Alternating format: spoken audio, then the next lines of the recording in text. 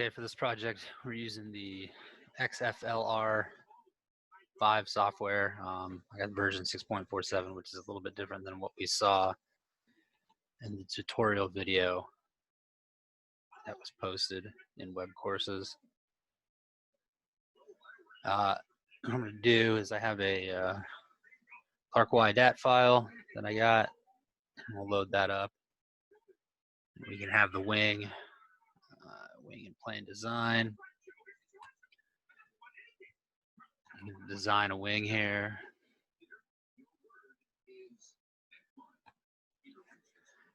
And all we want is the main wing. So we're going to get rid of the fin. We're not doing a biplane. We're not going to have a body.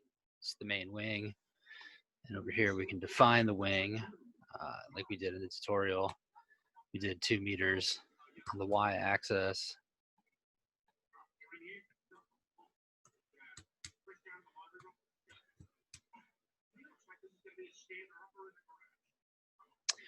Or we can just crash the software, which is, always fun. Let's try this again.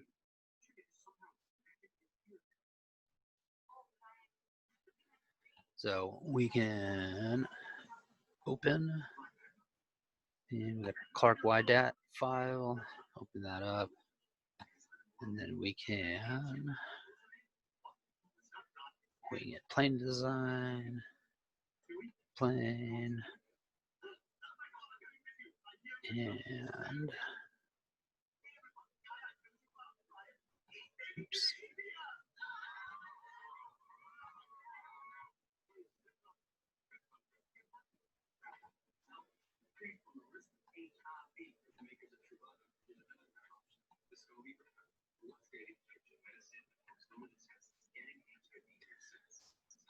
Right, so we've got our plane here. We're going to define the wing. Again, this is us drawing it. We have that Clark Y foil, so we're going to import that. And then we're going to make it 2 meters on the Y. And our chord length is going to be 0.25 on the back.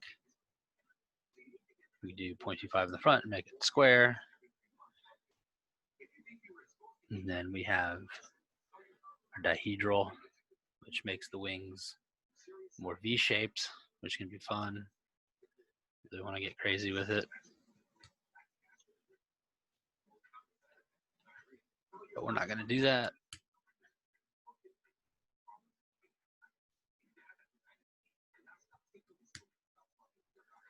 So this is the wing that we're going to play with. Save it. So now we have a wing, and then we're going to define an analysis for the wing. We use type 1 fixed speed. We're going to do 10 meters per second, and we've been doing LLT. And then, we're going to go to our X-foil direct analysis and define analysis. And we want our Reynolds number to be large, do 3 million.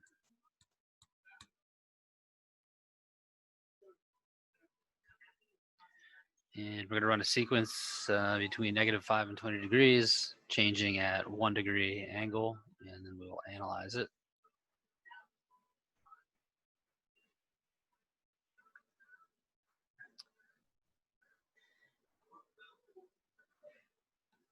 So now we have our graphs here. We have a CL versus alpha, our moment versus alpha. We got CLCD versus alpha. And then as we were talking about in the tutorial video, we can change the graphs if we want. We can do all kinds of, all kinds of graphs here, whatever we want to do. So you got options here. Change the scale, grids, fonts and background. So there's that.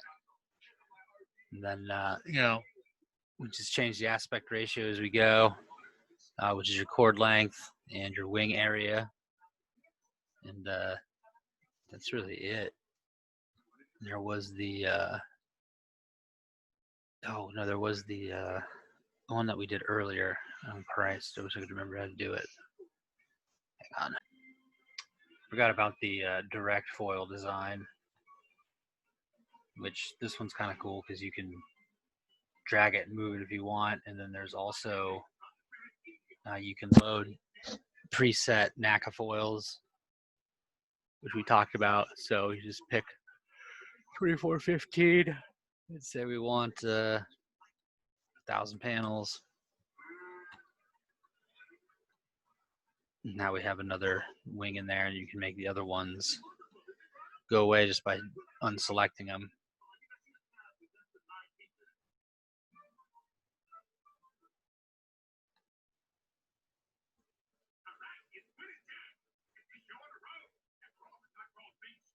And if we want to do a direct analysis on that,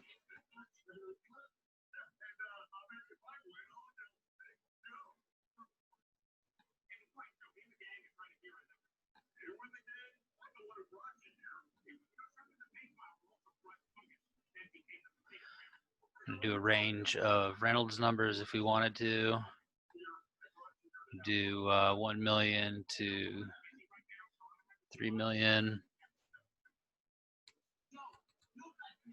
to an increment of say what, 50,000. We got our alpha minimum, maximum, 1,000 iterations max, and run it.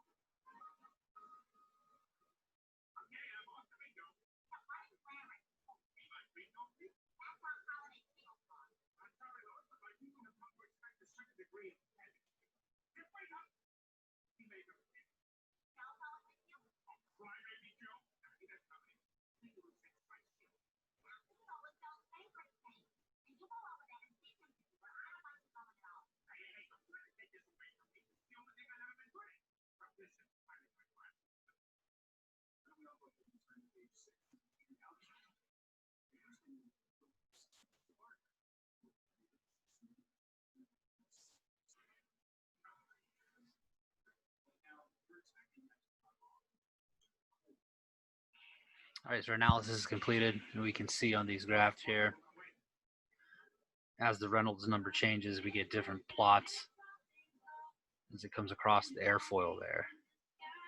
When I was doing this earlier, I was able to get different colored lines. I think I messed with the setting, and now the lines are all the same color, unfortunately. But if we wanted to look at something different here, we can change the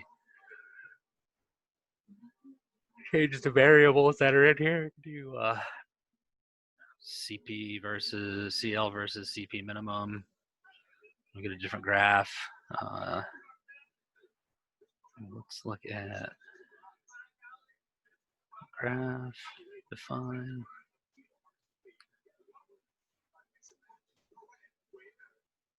Do our Reynolds number versus our lift.